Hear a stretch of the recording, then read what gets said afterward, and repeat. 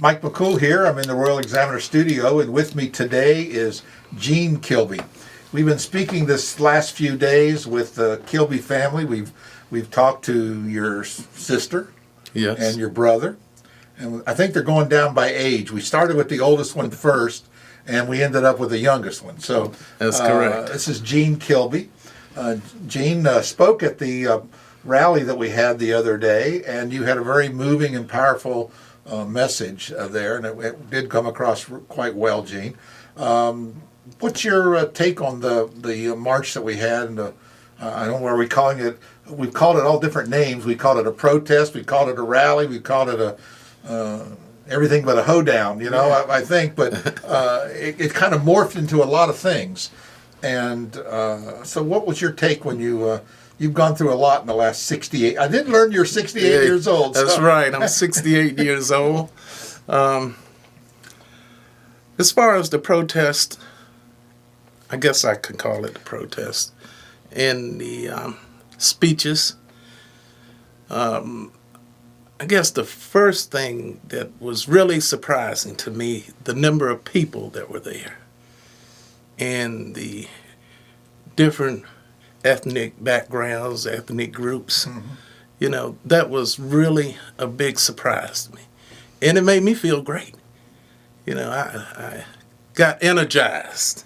He said, like, the fight's not over. There's people involved in this thing. Yes. I showed up about 45 minutes early thinking, oh, there might be 50 or 60 people kind of gathering to get ready, you know, and people would show up at how they typically do, show up at the last minute. Right. And I turned the corner, and first I seen the river coming through there, you know, and then, then I seen all those cars, then I seen all those people, and I thought, wow, that's an hour early. I thought, yeah. And I was like you, I was pleasantly surprised. Yes, and it just made me feel good that Front Royal seems to be finally changing, and that there's a lot of people that want to be involved now.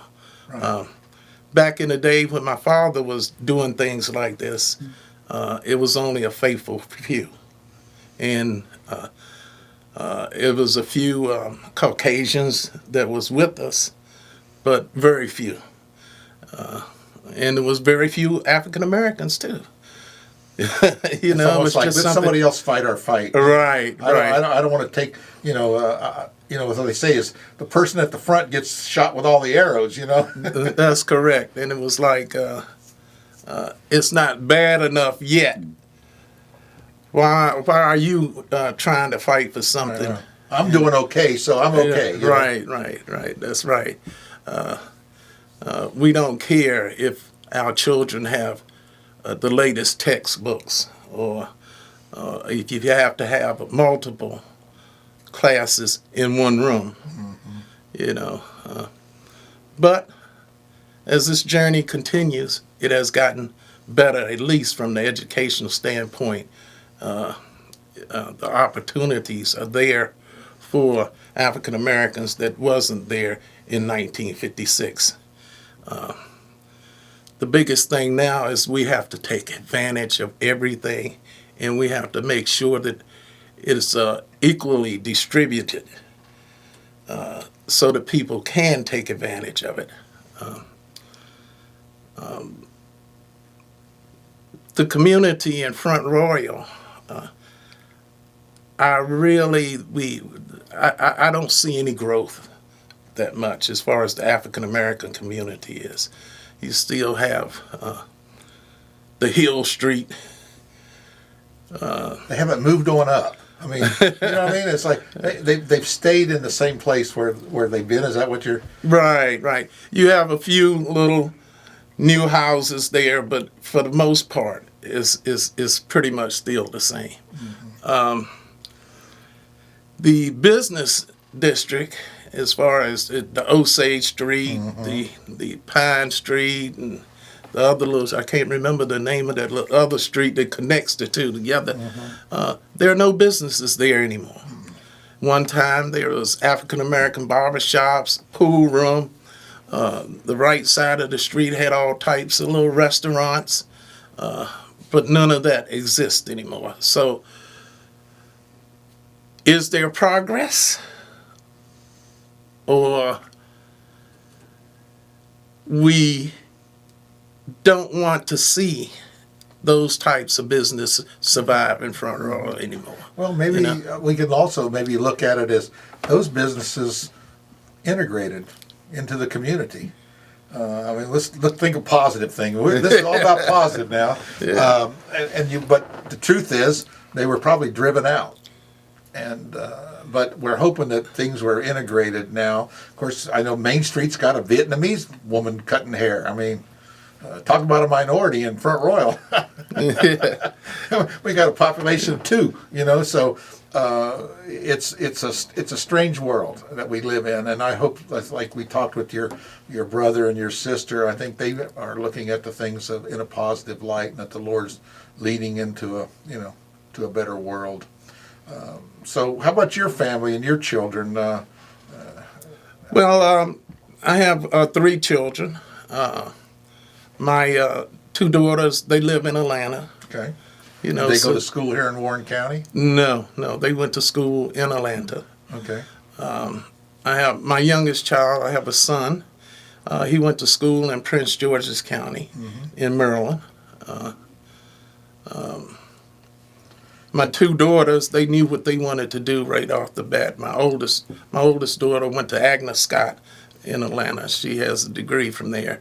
My youngest daughter, she has a degree from University of Georgia.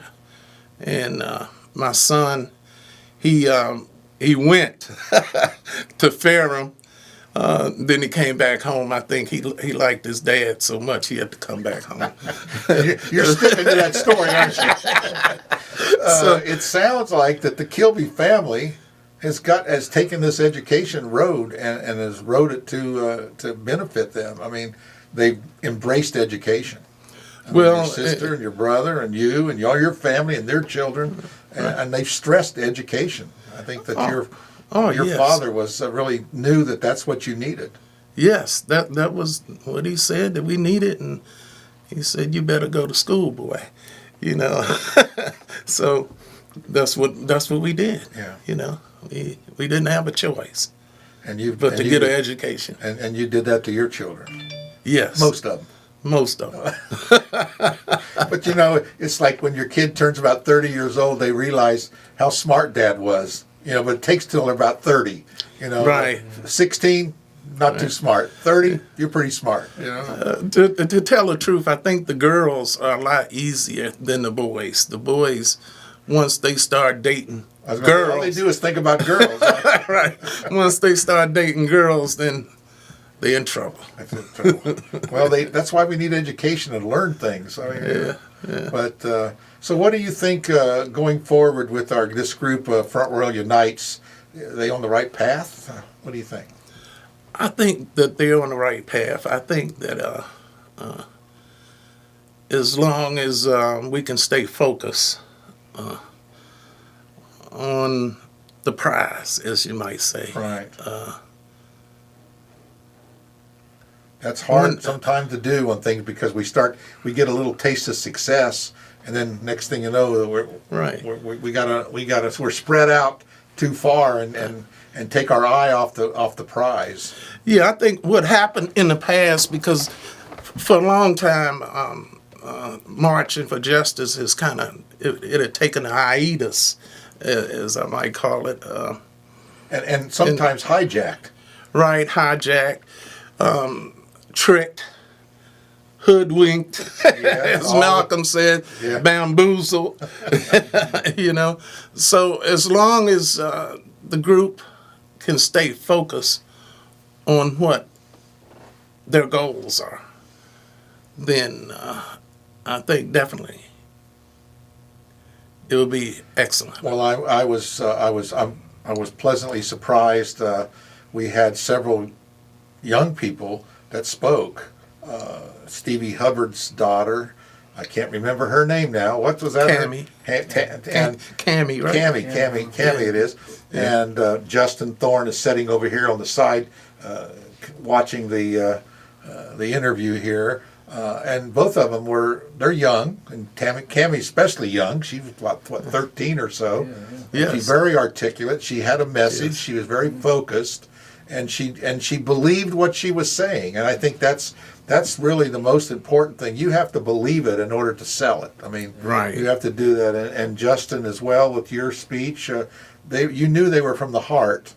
Right. And your speech as well. I mean, those were comments by our chairman Mabe. He had a very short speech, but very pointed, and was well accepted by the community. And so I think everyone there was just pleasantly surprised that they all kind of like bought into the movement, so to speak, and united. And I think that was a positive thing. And we'll see. I know there's some future programs in the works right now to do something. I think the first one's coming up June 20th, if I recall. Mm-hmm. And so we'll see if we can keep the message focused on going forward. But I think your family has been pretty focused in this community on education.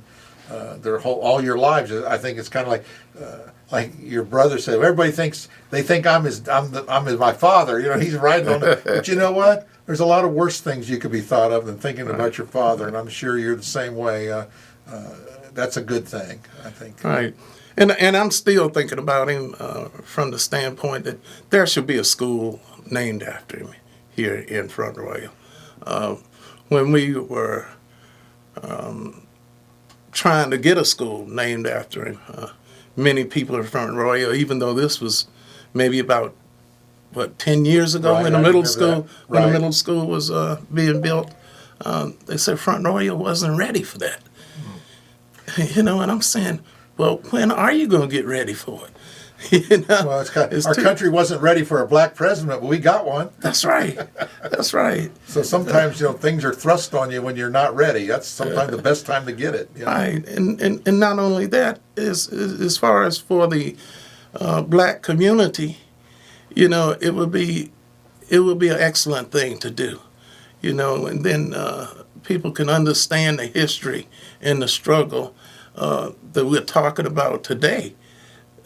When it actually got started, here in Front Royal, Virginia. It wasn't an easy thing. It wasn't an easy thing. When I went to E. Wilson Morrison, what year was that? 1966, I think. No, it wasn't 60. It was before then. It was 63. When I went to E. Wilson Morrison, I was called the N-word every day. Every single day. It was always some bold child there that would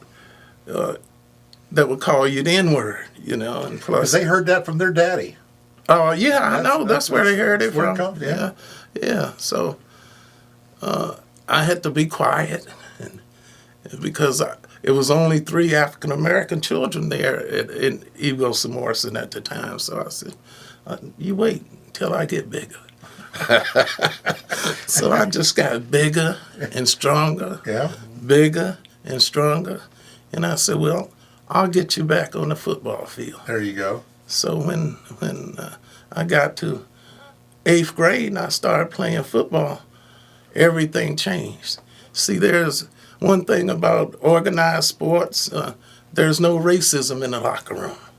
That's right. And when you go out on the football field, it's imano to imano. That's right. So things get equalized pretty fast. The equalization comes right on board there. Yeah.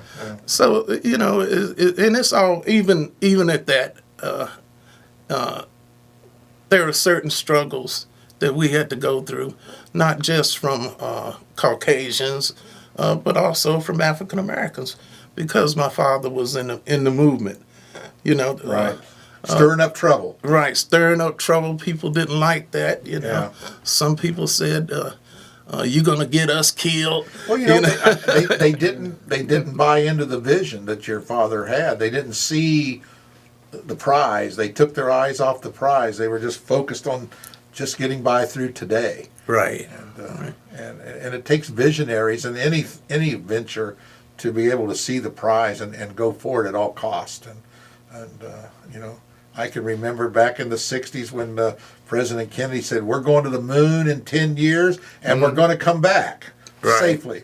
and we focused on that prize. And I think it's the same way in anything, that we have to have a vision. We have to be focused on what we want to accomplish, and if we set our mind to it, God said in Genesis when they were building the Tower of Babel, He says, we're going to have to do something about this because they focused their mind on it. They might reach heaven with that tower. So, He said, man can do things like that, Yeah. So I think that we need to take that into consideration, keep focused on the prize. That's right. Got to stay focused.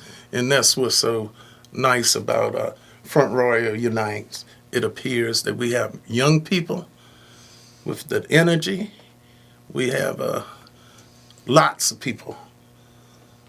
Yeah, people seem to recognize. We talked to your brother and sister about the George Floyd murder, and I think people knew that was wrong, without even knowing the circumstances or regardless of what they were. They just knew that was wrong, and it brought people together. I think that's yes, it sad definitely situation, did. but Yeah.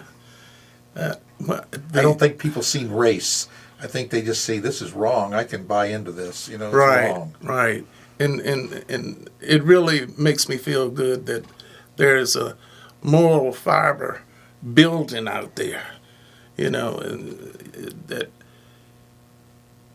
people are not going to let threats of vicious dogs, police brutality, or even the military turn them around. Right. They're going to keep marching. They said that the country has become morally bankrupt, and we're going to get it back on its feet. Right. We're not going to take it anymore. That's right. We're going to stay focused on the prize, and I think that's what's brought people together in this movement. It's almost like different than the movement when you were growing up. It was focused on more race. I mean, it is still focused on race, but I think it's broadened. It's about how we treat people. Right. It's wrong. It's just how we treat people. And if everyone if everyone figures out how to love and respect each other, we'll be in good shape. We'll be in excellent shape, And we can continue to build and work together and get things done. Just no matter, we can only go up. Let's think. That's what I keep telling. When you're bankrupt, you can only go up. That's right. So we got to focus on that. Well, Gene, I really appreciate you coming in. Is there any last thing you want to mention, or something on your heart you want to get off? I'd just like to say that injustice anywhere is a threat to justice everywhere. Amen. Gene, I really appreciate you coming in. Thanks again for all you've done and all you will do, because I know you're 68 is still young. I just had my 70th birthday. We were talking about your sister. She was 75, and she says, well, she's not ready to quit yet. So, right. And I think that's good. And I'm glad to see I'm looking for younger people to come on and take over the reins, but I don't think I'm ready to give up everything yet. But I'm not ready to give up either, but you wouldn't mind a little help, would you? Right. Sometimes you have to say, hey, look, it's time for me to go out to pasture. Yeah. I'm still here, but I'll help, but somebody else got to take the lead. Right. Yeah. That's right.